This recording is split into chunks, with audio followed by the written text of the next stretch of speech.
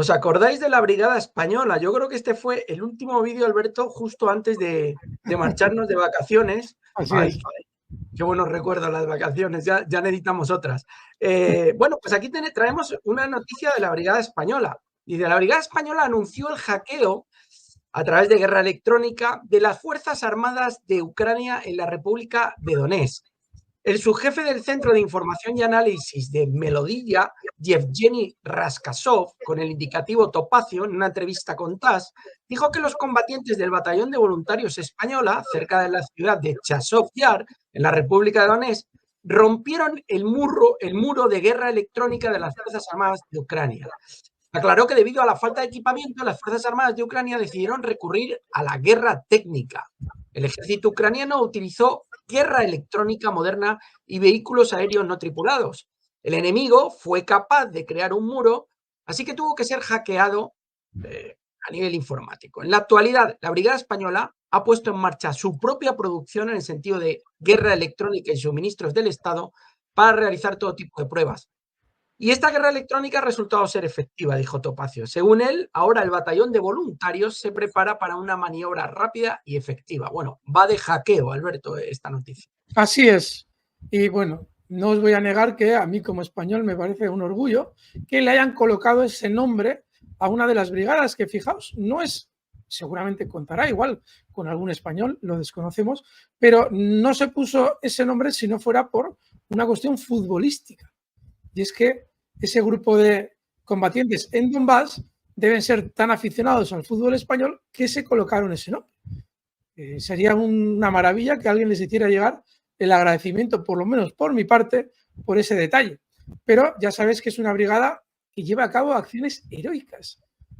Se mueven con una rapidez formidable en ese frente, sobre todo con motorización pequeña, con motocicletas la mayoría de ellos, y deben estar siendo un verdadero quebradero de cabeza para las tropas de Zelensky.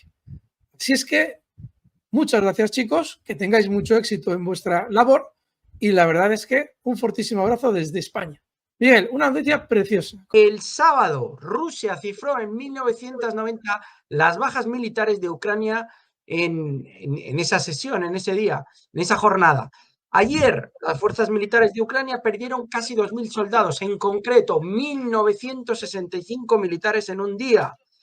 ¿Cuántas bajas tiene Ucrania en Kursk? 350 soldados en la región de Kursk. Y esta otra noticia nos dice en Marruecos que se ha anunciado la destrucción de 11.000 militantes de las Fuerzas Armadas de Ucrania en las fronteras de la República de Lugansk en tan solo una semana. Casi nada, ¿eh? Bueno, qué barbaridad. Vamos a una media de 2.000 al día. 2.000 para no obtener absolutamente nada favorable a Ucrania. Ya vemos que en la situación crítica que se produce en el frente no tendrían sentido ese número de bajas todos los días. Miguel nos trae ese número de bajas a diario, rondando siempre las 2.000. En Kursk no conocemos un día que hayan bajado realmente de 350, entre 350 y 400. Y tampoco tiene esto pinta de mejorar, desde luego, tal y como van las cosas. ¿Qué sentido tiene continuar con esto? Claro, que fijaos, si realmente Estados Unidos está viendo las cosas tan mal, probablemente hayan decidido adelantar las elecciones en Japón porque tiene que pisar Estados Unidos el acelerador para que no se caiga todo antes de las elecciones. En fin, amigos magos, ese número de bajas evidencia que las cosas están realmente mal para Ucrania. No tiene ninguna salida. No tiene sentido prolongar esa guerra. En fin, habéis dado, Jorge Borda nos ha dado una ayuda al canal. Muchísimas gracias, Jorge Borda, por esa aportación. Y Art Attack se hace nuevo miembro del canal. Muchísimas gracias, Art Attack, por hacerte miembro de la magia de la bolsa. Miguel. Y gracias a todos los que nos donan a través de, lo vuelvo a repetir, a través de, hoy hemos tenido una donación, no recuerdo ahora el nombre, pero mañana lo sacamos a través de PayPal, tenéis ahí el enlace debajo de la descripción del vídeo, y a Yao y a todos los que nos donan a través de Super Thanks, que también yo me ocupo, también nos ocupamos de escribir a cada uno, pero muchas gracias por todo el apoyo. Si os está gustando el contenido, nos dejáis el like Y si os gusta, os suscribís gratuitamente ahí. Si lo estáis viendo, que el otro día lo estaba viendo en posición horizontal, os sale el logotipo en el teléfono de la magia de la bolsa. Venga, vamos con más Fíjate, información. Miguel, nos dice Sí. Pugnator Tenebris en el chat, nos dice, si el régimen de Kiev utiliza armas químicas y bacteriológicas, Rusia debe de realizar un ataque nuclear táctico. El problema es que no va a ser así. Por desgracia, hasta ahora Rusia, bueno, por desgracia, ya sabéis que el avance en cuanto al tipo de armas que se ha utilizado, en cuanto a la bajeza y a la miseria, lo ha ido marcando Estados Unidos en función de qué armas tenía en sus arsenales ya obsoletas. Bombas de racimo, ahora conocíamos que ya estaba en el debate el introducir fósforo blanco en el armamento. Claro, Rusia puede utilizar las mismas armas. Hasta ahora ha estado replicando lo mismo que ha hecho Kiev. El problema está en que utilizar armas químicas probablemente no sea el plan. Y nucleares tácticas seguramente tampoco. O sea, Rusia está teniendo muchísimo cuidado y sobre todo también en el ámbito de la opinión pública internacional. Claro que en Europa aquí te van a contar una milonga, hagas lo que hagas, desde luego si eres ruso, pero intenta de algún modo Rusia mantener cierta buena estampa o buena imagen con los países del sudeste, sobre todo tanto China como India, pero luego es que hay muchos más, Indonesia, Malasia, es decir, hay 6.500 millones de personas que no están en el engaño occidental, con lo cual seguramente quiera un poquito de algún modo no desagradar a ese frente. Lo veremos. Miguel.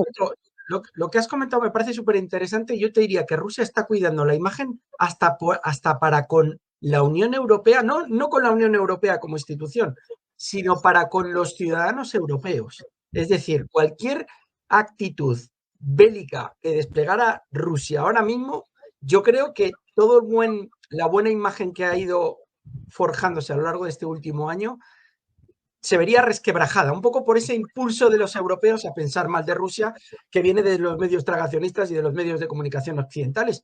Pero a mí me da la sensación que a Putin le interesa mucho la opinión que tenemos los europeos de Rusia sin entrar en política. Mi sensación, no solamente los BRICS y los países, pero bueno, es una opinión mía, ¿eh? Sí. De hecho, si algo se le critica a Putin es precisamente lo que tú sugieres, que está, entre comillas, muy occidentalizado. Entonces, bueno, para evitar eso, Estados Unidos está intentando llevar a cabo toda esa mecánica de los créditos con garantía de los fondos rusos. Ya sabes cómo funciona toda esa historia. Ucrania compra las armas a Estados Unidos, le paga con un dinero que le ha prestado la Unión Europea, garantizado con esos fondos bloqueados a Rusia. Como Ucrania obviamente no podrá devolver el dinero a Europa, Europa se quedaría con esos fondos rusos. De esa manera, Estados Unidos, que es quien ha concebido esa estrategia, diciéndole a Europa que lo haga, se queda fuera, se queda libre, recibe el dinero y es quien queda mal con Rusia, la Unión Europea. No es ni más ni menos que ese es el mecanismo que han diseñado. Para que la Unión Europea tenga peores relaciones, en el caso de terminar la guerra de Ucrania, con Rusia. Para que no se normalice las magníficas relaciones que se traían cuando Europa tenía energía barata rusa. Esa zafiedad es un poquito en lo que estamos. Cada vez que escuchéis hablar de los fondos bloqueados a Rusia y que no se los vamos a quitar, solamente los vamos a utilizar como garantía de un préstamo. Un préstamo que le das a Ucrania y no va a poder pagar, con lo cual te vas a quedar con la garantía. Obviamente te quedas con la garantía porque tú nunca debiste utilizar esos fondos como garantía, estropeas tus relaciones diplomáticas con Rusia. ¿Qué es lo que quiere Estados Unidos? Y todo eso lo conciben y lo llevan a cabo los títeres europeos que atienden a intereses de esas élites corporativas estadounidenses. En fin, Miguel, seguimos. Bueno, seguimos un poco con los avances de las tropas en el frente. Las tropas rusas liberaron Melepovka en la República de Donetsk, ubicado al norte de la ciudad de Nueva York. Es una zona de control importante y, bueno, una liberación más. Luego tenemos a Lautinov, que ha hablado sobre los intentos de las Fuerzas Armadas de Ucrania de dañar a los civiles en la región de Kursk. Dice, las Fuerzas Armadas de Ucrania están quemando campos en la región de Kursk en un intento de dañar a la población civil. Información expresada por Aptia Laudinov. Dañan a la población tanto como sea posible y debido al hecho de que queman los campos. están intentando, si hay nuestras unidades allí, hacerles daño. Están tratando de quemar todo lo que se puede. Terrible la situación con los ciudadanos y con los civiles de Sí. la región. Tónica general de esos aventureros ucranianos en Kursk que al no obtener su objetivo inicial, ahora no solamente hacen una absurda acampada, sino que aprovechan la absurda acampada para efectivamente atacar a objetivos civiles. En fin, llevan el sello todos ellos de Zelensky. Lamentable, Miguel, seguimos. Seguimos. Tropas rusas atacaron instalaciones de infraestructura de combustible y el centro de inteligencia de las Fuerzas Armadas de Ucrania en 136 distritos. Asimismo, las tropas rusas han liberado Makivka en la República de Lugansk. Y fijaos la importancia de esta liberación que nos la trae Matvichuk, el coronel Matvichuk, que predijo las acciones de la Federación Rusa después de la captura de Makivka. El propio Zelensky nos ayudó con su imprudencia. Dice el experto militar, coronel retirado Anatoly Matvichuk, es oficial de las fuerzas oficiales, cree que el éxito en Makivka, en la dirección de Kranolimansky, puede abrir el camino para nuevas tropas que liberen otras ciudades. Y dice aquí muy importante, dice, Makivka se encuentra en un cruce de caminos estratégicamente importante, uno de los cuales conduce a Krasny Liman, la puerta norte de Slavyansk. Como dijo el exoficial de las Fuerzas Especiales, Matvichuk, Makivka es un punto realmente importante en el mapa de la operación militar especial. Este es uno de los principales centros industriales y étnicos de la región que Ucrania ha estado preparando para la defensa durante 10-12 años. La ciudad fue convertida en una especie de fortaleza de la que se decía que las tropas rusas nunca podrían tomarla. Sin embargo, en el contexto de los acontecimientos actuales, cuando ciudades como Artyomovsk, Avdiivka y Soledar han caído y Vuhledar, que ya está casi rodeada, se hace evidente que Ucrania se ha quedado sin fuelle. Así que la captura de Makivka es otra bofetada en la cara de Zelensky. Pues sí, y últimamente la tiene muy roja, porque no hay día sin bofetada para Zelensky y de las gordas. En fin, amigos, nos dice, por cierto, Mónica Languasco, muchísimas gracias, está pidiendo likes para el vídeo. Tenemos ya, amigos magos, 4.500 likes. Esto es una maravilla, porque se posiciona el vídeo, cada vez nos conocen más magos, menos propaganda OTAN, por lo menos la opción hay. Y estáis ahora mismo 9.300 amigos magos conectados. Fijaos, dice Esther Alfaro Martínez, y el dinero de esos fondos rusos, claro, se lo trincará Estados Unidos. Fijaos, hay que entender esto muy bien, porque no se lo va a llevar a Estados Unidos de una manera que alguien pudiera de algún modo verlo claro, ¿no? Mira, se lo lleva Estados Unidos. No. Fijaos qué miserables son. Estados Unidos, para que nadie le pueda decir que se queda con los fondos rusos, aunque realmente se va a quedar con ellos, ¿qué es lo que hace? Pues lo que hemos explicado. Se envía un préstamo a Ucrania. Ucrania con ese dinero compra armas a Estados Unidos, envía el dinero a Estados Unidos, y como luego Ucrania no se lo puede pagar a la Unión Europea se hace con los activos. Con lo cual, quien queda mal con Rusia es la Unión Europea, que ha tomado la decisión de garantizar los activos, pero quien se queda con el dinero es Estados Unidos, porque ha conseguido vender armas de la nada. Y la Unión Europea no gana nada. ¿Por qué? Porque habían dado ya el préstamo, se habían quedado ellos sin el dinero. Lo va a convertir o lo va a recuperar con los activos rusos. Es decir, la Unión Europea no gana nada y ¿quién gana quién es? El complejo militar estadounidense. Tan zafio como eso. Y es lo que estamos viviendo. Nos dice Ceci que si gana Rusia y se queda con Ucrania, ¿quién va a pagar todo el préstamo que debe Ucrania? Obviamente Rusia no. Ahí está el problema. Rusia lo va a pagar. ¿Cómo? Le van a incautar los activos que han servido de garantía para los préstamos que dio la Unión Europea a Rusia, a Ucrania. Claro, lo va a pagar. A ver, Rusia se lo cobrará. Hay que conocer a los rusos también. En Europa les da igual cómo son los rusos, pero un ciudadano europeo debería tener claro que los rusos se lo acabarán cobrando. Ya se les ocurrirá cómo, pero se lo acabarán cobrando. Pero sobre todo lo que hace es deteriorar las relaciones diplomáticas entre Europa y Rusia, que es lo que quiere Estados Unidos. En todo lo que está pasando ahora mismo en esta guerra, en todo. Solo hay que saber encontrar la mano de Estados Unidos. Está un poquito más escondida según el día y según la decisión, pero siempre está ahí, siempre. Y no nos sirve que nos digan, bueno, pero eso es de Gran Bretaña. No. ¿A dónde va a ir el dinero de Ucrania cuando la Unión Europea se lo preste? Estados Unidos. ¿Quién gana? Estados Unidos. ¿De quién es la idea? De Estados Unidos. ¿Quién va a pagar todo el problema? Europa. Es que es evidente. Nos dice Carlos Arturo González Torres, esta guerra es para sostener a las corporaciones y el poder, los capitales de las monarquías europeas que hoy tienen en BlackRock. Entre otras cosas, sí. Entre otras cosas, sí. Sí. Es una guerra para prevalecer esas élites. Esto lo explica fenomenalmente Adrián Celaya de ECAI Center. Tiene un canal muy interesante que siempre os emplazamos a ir a ver porque vais a ver unos razonamientos fantásticos. Es un fantástico conocedor de la geopolítica. Bueno, pues él lo explica fenomenal. Cómo las élites corporativas ahora viven una situación delicada. ¿Por qué? Pues no hay más que ver la emisión de deuda indiscriminada en Estados Unidos. No hay más que ver que Estados Unidos está cerca de una guerra civil. ¿Tú cómo puedes evitar temporalmente una guerra civil? Con un conflicto externo. ¿Qué pasaría con esas élites si, llegado el caso, la ciudadanía en un momento determinado decide ir a por ellas? Claro, si tú vives en España ves muy lejos ese proceso porque la gente está en la inopia. En España sí, pero en Estados Unidos cada vez hay más descontento a ese respecto.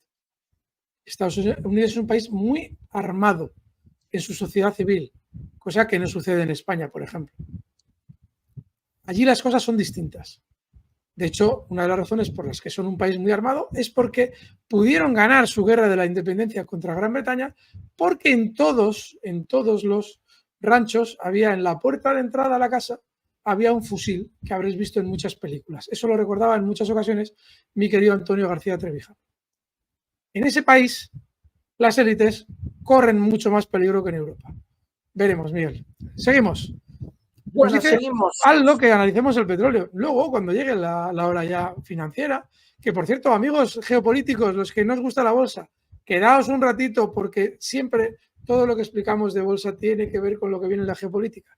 Miguel, sigue, perdón, sigue. Bueno, seguimos. Las tropas rusas atacaron las reservas de las Fuerzas Armadas de Ucrania en 15 asentamientos de la región de Sumy. Lograron destruir la mano de obra y el equipo de Ucrania en varias regiones de Sumy. Y dice Ivanovsky que las Fuerzas Armadas rusas están a la caza de F-16 y mercenarios y representantes militares de la OTAN. ¿Sabéis que militar? Sí, sí. Perdonad, ¿sabéis que tienen prima por ello? Perdona, Miguel, te he interrumpido. Sí. No hay nada destacado, simplemente que están continuando pues con esa búsqueda. Ya sabéis que se han destruido el otro día algunos F-16 en Starokonstantinov y sigue siendo objetivo ruso. Sí, Alberto, sí, dale a la prioritario absoluto. Tanques Abrams, Leopard, Challenger, prioridad. Mercenarios, prioridad. F-16, prioridad. Y, lógicamente, mérito militar. Así es que, bueno, como nos parece tan maravilloso que lo hagan, pues nos alegra que efectivamente Rusia acabe con todos los F-16 que pueda. Javi Castro dice, este fin de semana vi la película de Patton. Me acordé de Iturralde cuando ganaron la Segunda Guerra Mundial. Patton dijo, en 10 días deberíamos estar en guerra contra ellos y que parezca culpa suya. Tal cual. Esa es la forma de ser de los anglosajones. Tal cual. Javi Castro, muy buen comentario, desde luego que sí. Donald Trump dice, Daniel Davis, que es también un habitual, Estados Unidos contó cómo Trump, Daniel Davis, puede ayudar a Ucrania.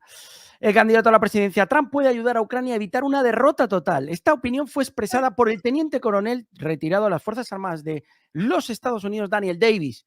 Si Donald Trump no pone un buen final a esto, Ucrania perderá rotundamente. Davis espera que en la reunión anunciada hoy, que luego os vamos a contar algunas reacciones que ya tenemos, Trump pueda convencer al presidente ilegítimo de Ucrania, Zelensky, de que es necesario detener las hostilidades. El analista está seguro de que si esto no se hace, decenas de miles de personas más morirán y Ucrania seguirá siendo derrotada al final. Es que es muy importante porque en el texto nos dice que Donald Trump puede evitar la derrota de Ucrania. No, lo que quiere decir es que puede evitar el desastre humano en Ucrania. La derrota la da por hecha este analista, este teniente coronel, ni más ni menos.